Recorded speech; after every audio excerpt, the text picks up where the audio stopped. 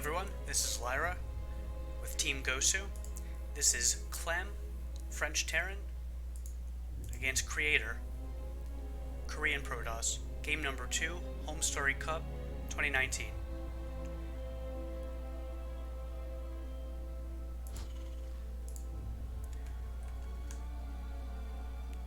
In the first game, both players opted for aggressive openings following an expansion. The Terran was able to do more damage to the Protoss initially, and off the back of that, while expanding, mustered an insurmountable force that the Protoss couldn't defend.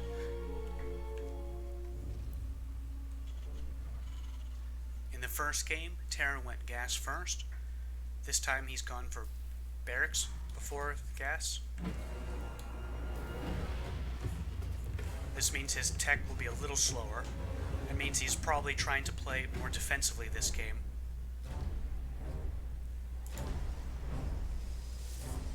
In the first game, Protoss fast expanded, albeit with his Cyber Core before the Nexus, to enable him to chrono out Adepts to harass Terran's low ground command center. In this game, he's going for a Nexus as soon as possible, so both players look to be playing more defensively, more reactively.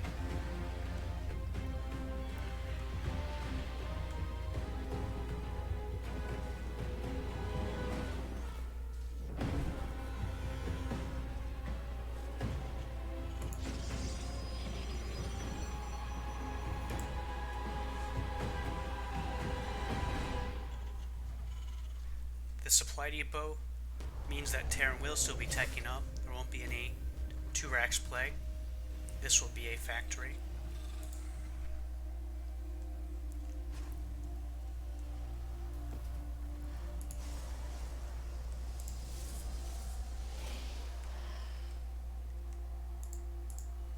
No warp gate suggests this will be another Stargate, which is how Protoss opened last game.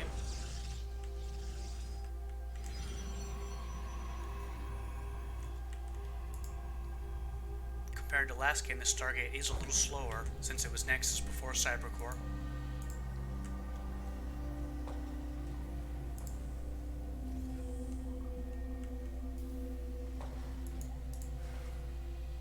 In the first game, Protoss made several oracles from the Stargate and no other unit. If, however, he is trying to play more defensively, as the rest of his build seems to suggest, it's possible that he will instead use Phoenixes. There's the first Phoenix.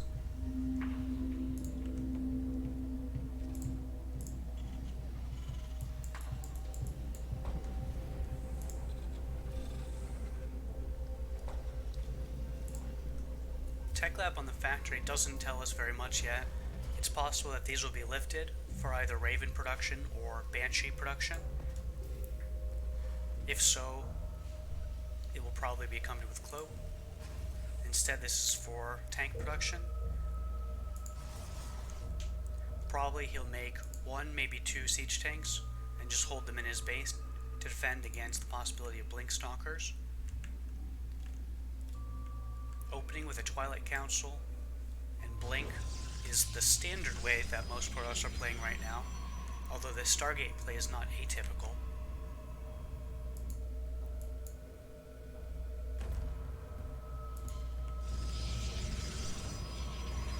Likely these Phoenixes will move out now with the completion of the third.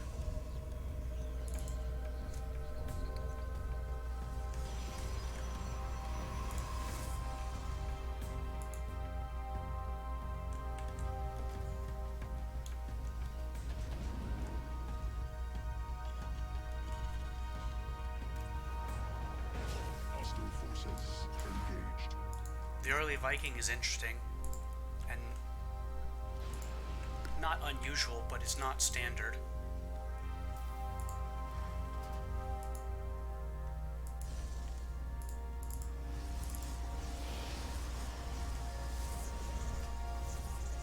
Robotics base most likely for Colossi.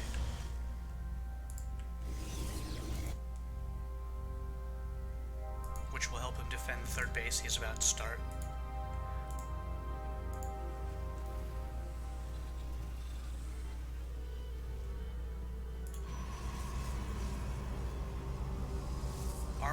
I believe is unusual.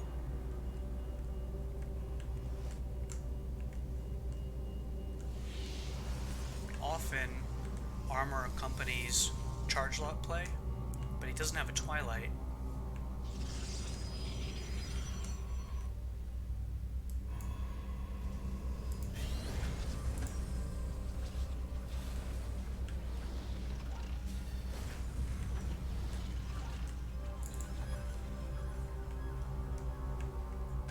Terran's play, besides the Viking, is fairly standard so far, although 3 siege tanks makes me think that he's trying to apply pressure. We see no command center. If he was expanding, now would be the time to drop it. So I expect we'll have a +1 attack timing. This factory should be for reactor mines.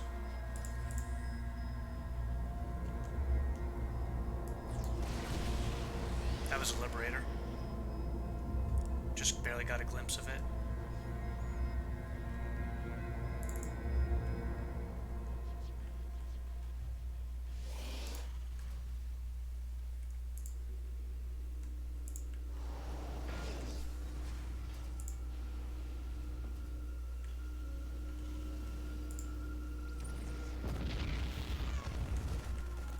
Stim and +1 attack will approximately coincide. And here's the 3rd Commander Center from Terran.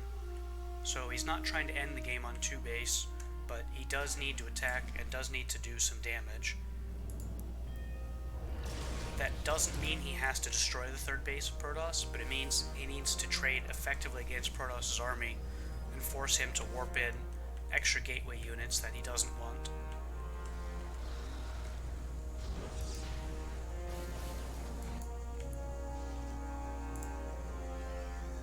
Protoss is going for the charge, but it won't be ready anytime soon.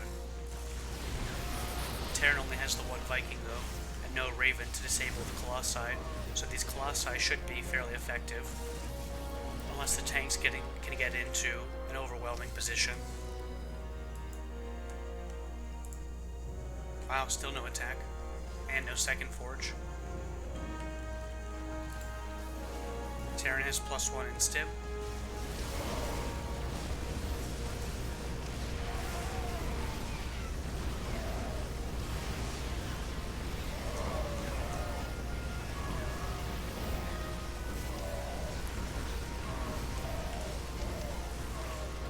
Terran Concave wasn't bad, but his units were behind the siege tanks and his Widow Mines weren't burrowed, so Protoss was able to come out on top in that engagement. Terran is definitely behind, but not horribly so.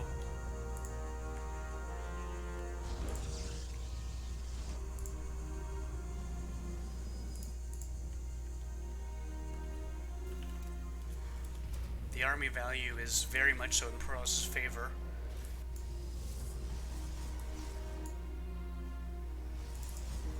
He doesn't have that many gateways though.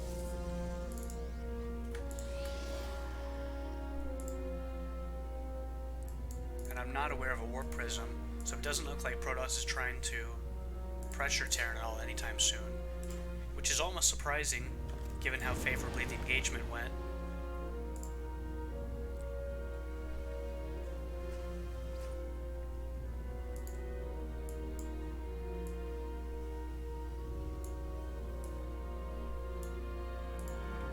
Creator seems to have missed that drop, unless he's counting on recalling back.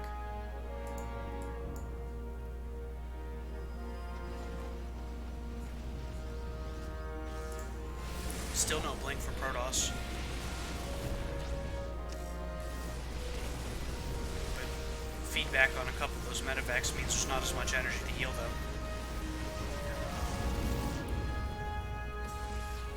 Well, Terran's lucky he was able to get the drop in, but it only accomplished superficial damage, which means Protoss is still in a very good position.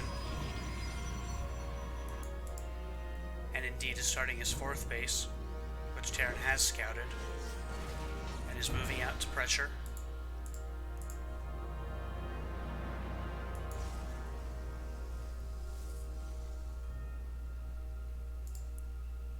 Storm completing at about the 10-minute mark. That is the typical progression for the second splash tech, Colossi being the first in this game.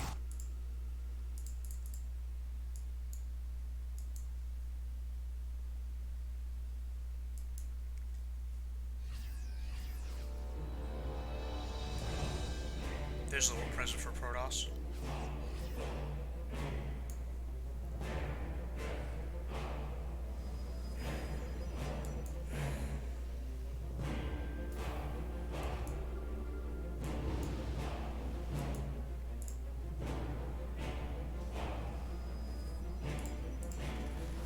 Protoss has a slight upgrade lead with the extra point in armor.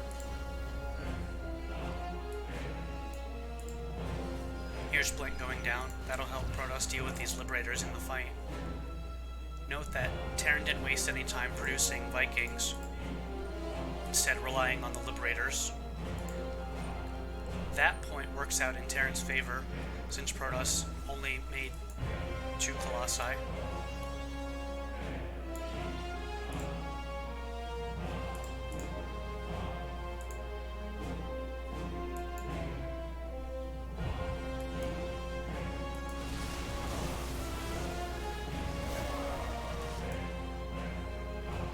This is a huge attack in Protoss' main, but it leaves Terran's third wide open.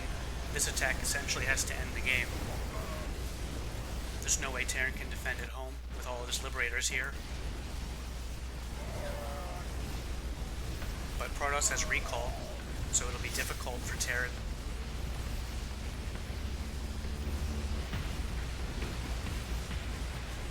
However, it will also be difficult for Protoss to remove these Liberators. They cover such a tall area,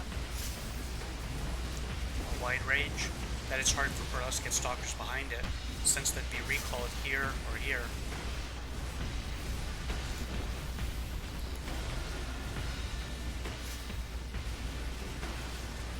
Neither player can make more units at this point.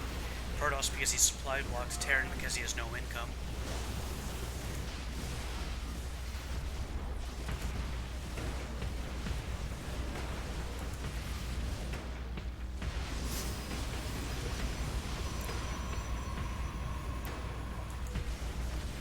Protoss must be counting on, and there's the recall.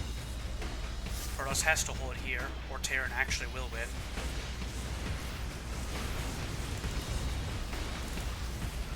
A lot of Liberators still.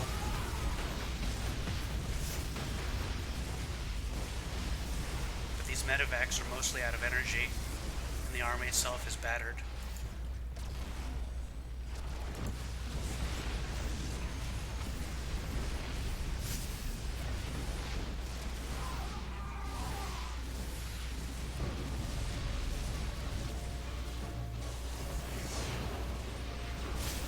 Now the Stalkers have gotten behind the Liberators. And the rest of Terran's ground force is too puny to do anything. The game appears to be over in the favor of Protoss.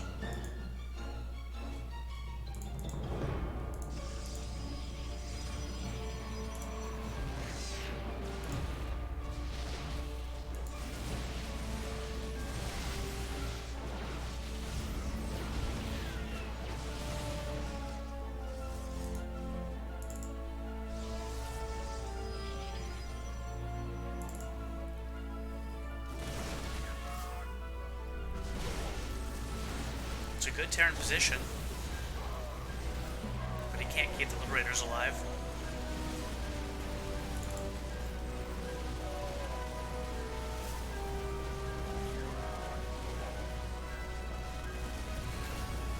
Well, that was costly for Protoss, but Protoss still has a bank, so he can keep warping in. Terran's income is comparable to that of Protoss at the moment, but he didn't have the bank that Protoss had. Well, I called the result too soon, apparently.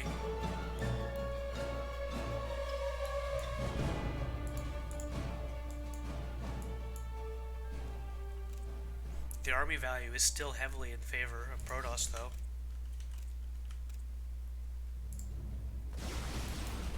And and soon the upgrades that were frozen by the attack will be up, giving Protoss a significant advantage. And there's the GG. Protoss army was simply too large. Thanks for watching.